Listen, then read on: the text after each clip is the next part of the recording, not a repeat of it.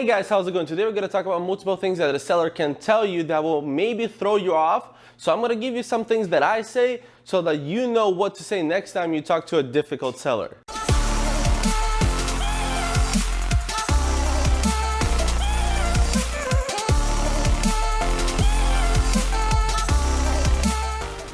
Alright guys, so these things that some sellers can tell you that may throw you off. I use these things myself. Actually right now my virtual assistant used them. So I have like a list for them in case the seller says something that will maybe be a complicated question to answer. So now I have like a written instructions for them, what they have to say in a certain situation.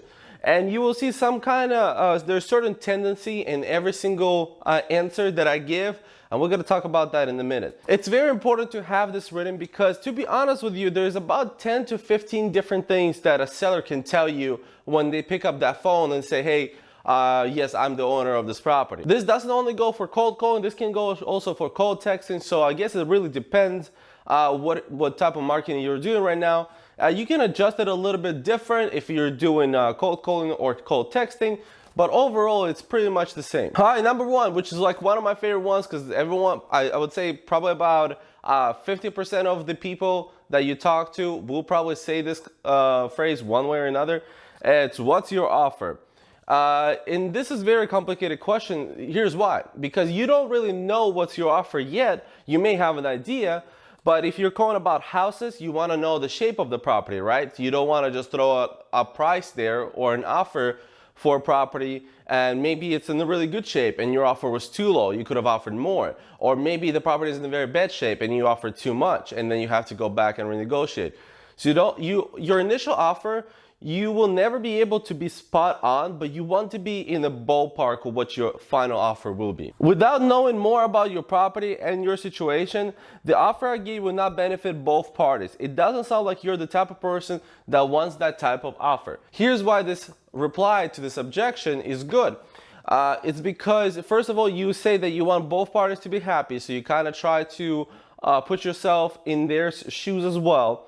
And second of all is that you kind of try to lead them, and it's an open-ended question, and you kind of say, hey, now it's your turn to tell me a little more about the property. If this is, for example, a vacant lot, we like to say our offer will be based on what our builders can do on that lot. So first we'd like to know what price would work for you, and then after that we'll be in the talks with our development team. It's a little different when it comes to vacant lots and houses, because with vacant lots you pretty much can know everything without even going to the property. So it's hard to ask them like, I want to know the shape of the property. Here we go directly and ask them, we would like to know your asking price if you have one. Not right now, I'm not ready yet. No problem, I completely understand. When were you thinking, like a month or two? Here, yes, obviously if they say not interested, you always want to follow up with maybe in a month or two you want to sell. And you don't want to give them like, oh, when would you like to sell? Because people don't know. Maybe say a month or two and they'll be like, okay, maybe a month. Yeah, call me back. I'm not looking to sell, but what is your offer? Those are the people that are going to waste your time. Because if they're not looking to sell, most likely they're not even going to be close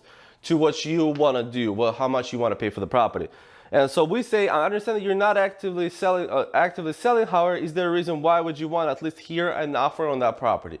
So you put them in a position that they have to reply to you. Why are they trying to waste your time and by you doing research and giving them an offer if they're not going to accept it anyway? And if they say, I'm just curious how much my property is worth, you'd be like, okay, I don't want to give you an offer because when you do decide to sell, that offer can change. Our offers change every couple weeks, depending on the market value, etc. Whenever you're ready to sell, please give us a call back. Here's our number. They probably won't give you a call back. You probably eventually will have to follow up with them if you want to.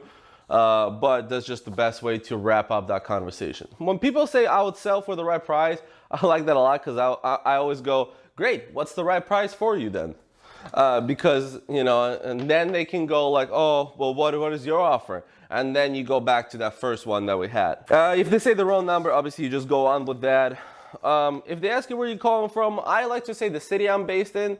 and I say I buy properties in Lower Florida, and then I go to where you're thinking about selling your property, buying sheds. Why do you think I'm selling my property? We really didn't know if you had any interest in selling, but we're looking for property in that neighborhood, so we contacted you to see if you might consider selling it. So that kind of answers them that, you know, they're not the first person, not the last person you contacting. So because some people feel like their property is so special, and I see this a lot. People are like, oh my God, so many people call me about my property is so special.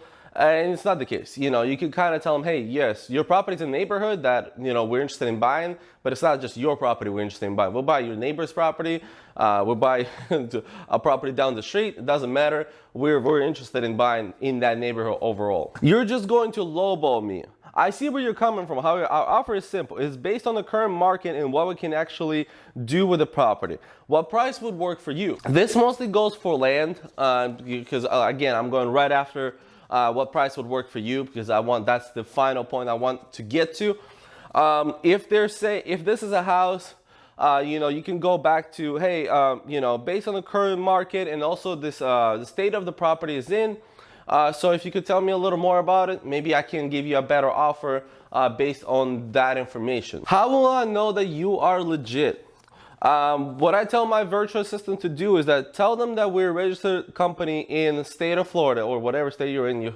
You should be a registered company to start with. So my virtual assistant tell them that when I call them after they are done discussing the price, etc., I will actually introduce myself. I'll maybe meet them in person.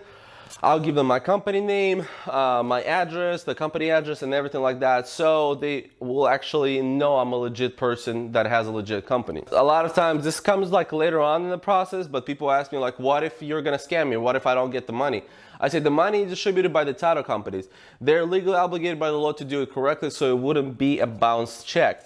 Yeah, that's what title companies do. They don't even accept personal checks as deposit. At least my title companies that I work with, they don't accept personal checks, because personal check, you know, you can write whatever the hell you want and then it can bounce. But if you do a cashier's check or money order, that cannot be bounced because that's something you already prepaid for. So that's what, even for deposits, my title companies don't accept personal checks.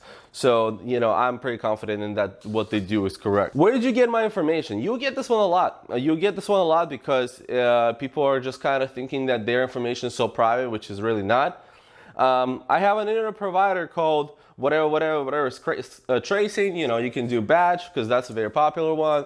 You can say White Pages, you can say True People Search. I guess it all depends which one you want to use. And I send over addresses that I'm interested in to them.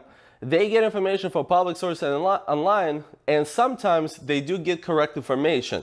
So I get lucky. I wanted to reach out, were you interested in selling the property? Again, a lot of these questions, you kind of want to answer and then go on with a question. You want to put it back onto them. You don't want to them keep leading the conversation. You don't want them to keep asking the questions. You want to be asking questions as well. Like, you'll be the one leading the conversation in the direction that you want it to be going towards. I'm not sure I'll sell. Oh, I see. May I know what's holding you back from selling? This could be a family situation. It could be a situation they don't know if they're gonna move somewhere or not. You know, all that stuff. Sometimes when they can be like, oh, I'm just going through a divorce right now, I'm gonna do it later. Maybe you put them on the list and just contact them later, you know, so you kind of have to go around and depending on their situation, it may still work. You can talk to my agent. This will happen sometimes. Some people have agents that they constantly work with. I don't try to be disrespectful. I say, great, sure, we can get your agent's info and reach out to them, but we do typically want to avoid realtor cost. Is the property already listed?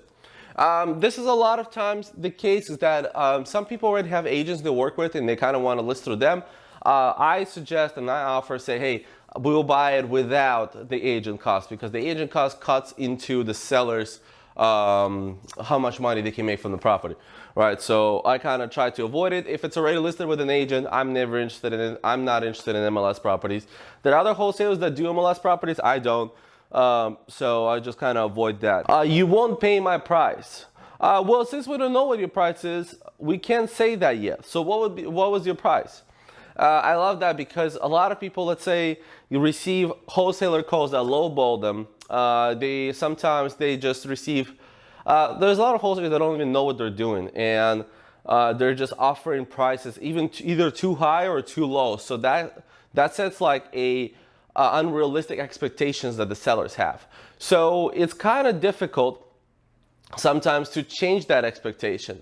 But sometimes you're able to, sometimes you won't be able to. If multiple sellers screwed up and told them the really wrong, like I said, really too low or too high of a price, a lot of times that's gonna screw around with your ability to even make a deal with those people. When it's too low, that's not too bad because you can come in a little bit higher and maybe make it work. But when they say that they want to pay $200,000 for a property that's actually worth $150, and now the seller has unrealistic expectations and they want $250 because $200 seemed low, then you know it is what it is. You're not going to be able to do anything with those properties. Sometimes you just have to let it go. Who are you?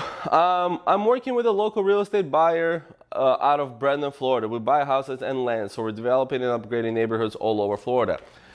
This is a mine that I do because it's my virtual assistant saying that they work for a local real estate buyer, which is me, and this also is very clear that I do land and houses, you know, so I obviously try to specify both because you never know. You know, one of the things that I realized that a lot of wholesalers don't know is that multiple people own multiple properties. So you always have to make sure that they don't have another property that may be interested in selling. But those are the main objections that I use with sellers. Those are the main objections my virtual assistant use when I cold call them. And those are some of those I use when I text people as well. I suggest these, and if you have time, write them down, replay this video or whatever, because this is very useful in the way that this will save you a lot of time, and you want to automate as much of your business as you can. And like I said, a lot of these questions you will hear a lot.